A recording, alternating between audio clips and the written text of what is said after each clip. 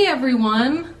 Welcome to Untangled, the podcast where we unravel the wisdom that is hidden so deeply at times in life's tangled moments.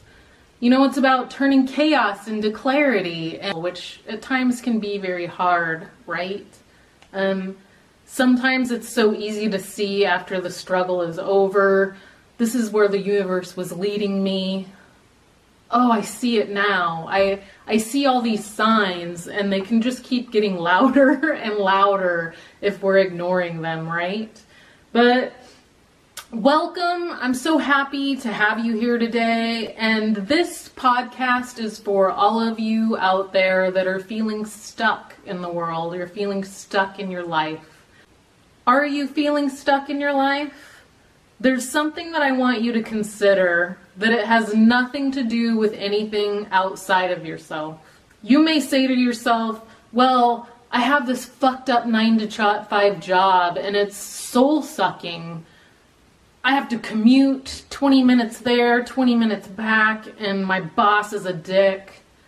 It could be a limitation that you're putting on yourself where you're feeling sorry for yourself and you're just feeling limited. I have to do everything my partner wants and that's why I'm stuck. Or, well, I have this limitation and that's why I'm stuck. You could have a limitation. I'm really shitty at picking partners, and so I always end up with narcissists, and I get stuck in these shitty relationships over and over where the person is selfish and only puts themselves first. Anything or any reason we're feeling stuck, we can just blame it on all those things, right? It's so easy to do. But one thing I want you to consider is this external, it's only a reflection of what's in here.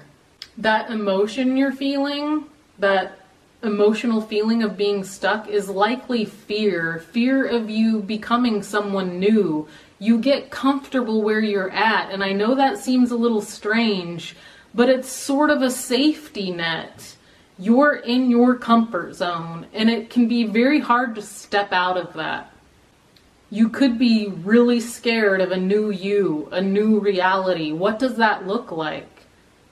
It's definitely stepping the fuck out of your comfort zone.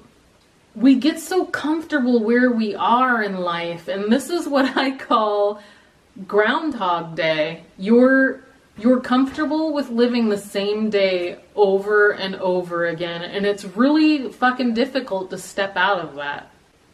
For decades, I stayed in a relationship that was isolating, hurtful, toxic at times. It was basically like being single with someone who just was very judgmental of everything I did. So all the family stuff I did on my own. I paid all the bills. He was financially contributing, but I basically managed our lives. And then if there was something he didn't like, he would punish me at times, take away my keys so I couldn't leave the house. All sorts of things that just aren't very healthy. But I had told myself, I had a belief system that, oh, I chose this person, I married this person, I need to stick this out. Even though this person wasn't willing to change. And I also told myself, this is just the way it is. This is how people are in relationships. I had convinced myself of that. It was a belief that wasn't true, and that belief was a reflection, my outer was a reflection of what I believed on the inside. I also did this with jobs. I stayed in a travel agent job for 8 years. I didn't have a college degree. I just would tell myself I can't just go get a job like this because I was operations manager, and I felt like that was something I needed a college degree to get, and I had worked myself up, and I told myself if I leave here, I can never get another job like this. It's just limiting beliefs that we put on ourselves. So with those two things, let me tell you, I I got out of those situations. The travel agency, I ended up quitting after 9/11 because, as you can imagine, traveling went down quite a bit after that. So I quit in 2004, and I actually got a job in an insurance company and then moved up very quickly within 6 months and became a claims adjuster, which required a college degree that I didn't have. So we are capable of things. We put these limitations on ourselves that aren't true, but it becomes your reality because you believe it's true. Same thing with that 20-year marriage. I got to a point where I started to see that a whole new world as I began working on myself during that marriage. I started meditating. I was very active. I began going to college, and I started to see people who were healthy and knew how to treat you. And because I was bettering myself, I started to meet a different kind of people. So the reflection on the outside was changing, right? Because I started changing on the inside and what my beliefs were. And I left that marriage in 2014, and I have been thriving ever since. And now I'm currently married to a man who is very, very supportive. He communicates with me. He loves me dearly. He respects me. He puts me first in many ways. He just an amazing, healthy, fulfilling, deep connection. Just everything that you would want in a relationship. And that's my life now. So we can change these limiting beliefs, but I stayed in these situations because I was comfortable, right? They were familiar, and it was the easy thing to do, really. It's hard to step out of that comfort zone. You're safe. Even when you're going through these difficult times, there is a safety to it. You don't have to attempt to become this new person. It does take a switch in your belief to get there. At the time, I wasn't even aware that I was doing it right. But once I became aware, I knew that I didn't want to be in this relationship anymore, and I did not want to experience isolation, and that I was worthy of a fulfilling relationship. And my belief changed. They do exist. They are a real thing. There's people out there who are like myself, who can contribute and be a partner and build a foundation with you. In a weird way, that relationship was familiar to me. I was stuck in this victimhood, right? I believed this reality to be true. This is relationships. Those beliefs were limiting me. It kept me stuck in that energy. In reality, that entire time, I could have left. Nothing was keeping me there. Our belief system is everything. If you think about, like, let's say someone loses a job and they're just like, okay, well, I'll just go get another one. I didn't like that very much anyway. And they just go get another job. And then let's say someone in the same department loses their job and it becomes a life devastation to them, and they get depressed and they don't have that same belief system where they can just go get another job. It can really affect their reality, although the same situation has occurred. So when you're telling yourself you're stuck, I want you to notice, are you complaining about being stuck every day?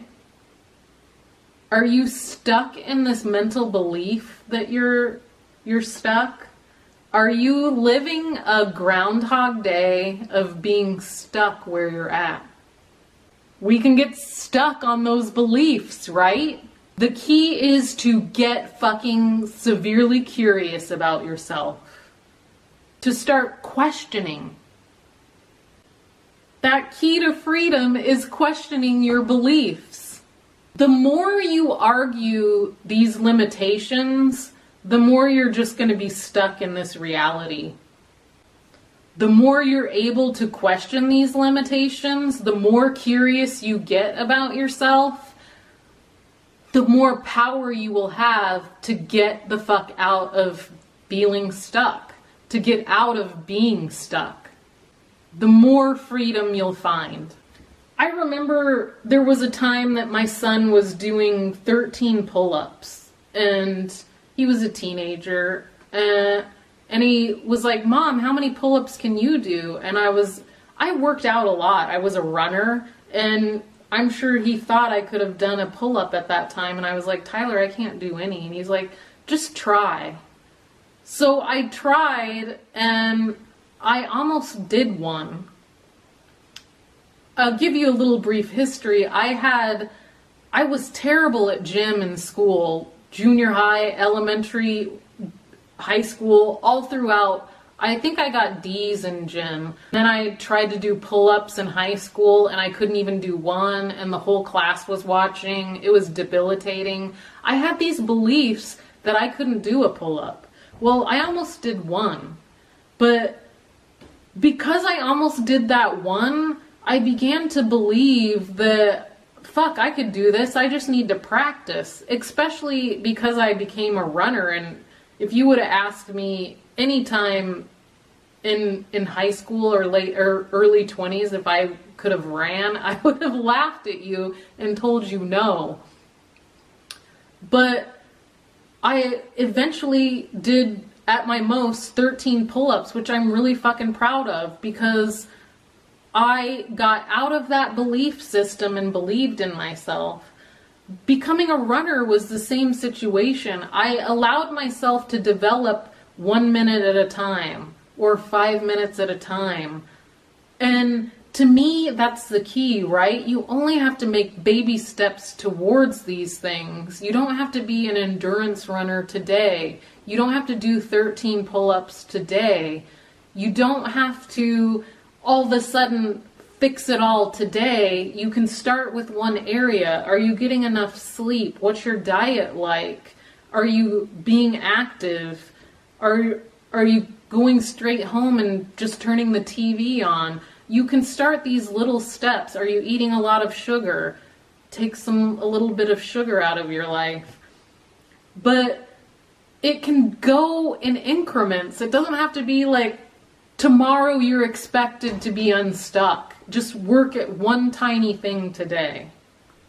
I worked in an accounting office with a girl, and I was deep into the gym, and I remember one of the first times she started with me, I was like, bye, I'm going to the gym, and she's like, good luck with that. She didn't believe in the gym. Well, it wasn't too long before she started going to the gym, and she was doing CrossFit, and she was telling me, oh, I can only do girl push-ups, I can't do boy ones. And I said, yes, you can.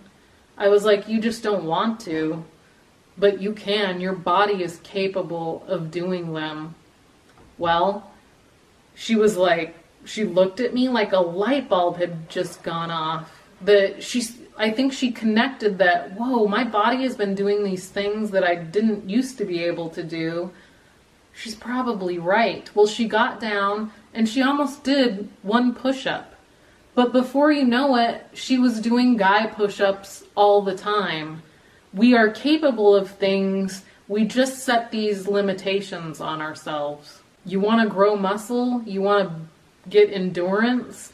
That's what it takes, is stepping out of that comfort zone. It's adapting. It's like, just do a little bit one day and do a little bit more the next day and then increase your weight the next day. It's like progression. So if you're anything like me, I still to this day argue for some of my limitations, but I start to notice that, and it's easier for me to see now. And I think we have layers, and we're going to be unraveling these things all the time. But once you develop that skill of unlocking that fucking thing with the key to your freedom and getting curious about yourself and asking questions and going, what the fuck do I believe about this? that's when your life is going to fucking change and you are going to evolve as a person. And I fucking believe in you. I know you can do this. I know one of the reasons that I argue for like my own limitations today is I forget to trust the universe. And when I do it, when I lean in and I trust the process, things flow, you're in alignment, and it just flows so easily. But it's when I argue my own limitations and don't trust the universe that I get resistance and get out of alignment, and my energy gets a little bit off. And yes, I still go through this at times today, but it's easier for me to recognize. And I have the skills and the tools to deal with this now. You can have them too. You just need to get curious about yourself and start questioning these beliefs that you're telling yourself. So if you want to get unstuck, the key to your freedom is getting curious about yourself and asking questions, and start changing those beliefs. Identify them and then switch them. I want to thank you again for just being a listener. I appreciate it. I'm starting this podcast and it's been fun. I'm learning as I go. I also am a life coach. If you want to check me out, my website is coachcarollee.com. You can also find me on Instagram at Coach Carol Lee. And thank you as always, and I'll see you next time.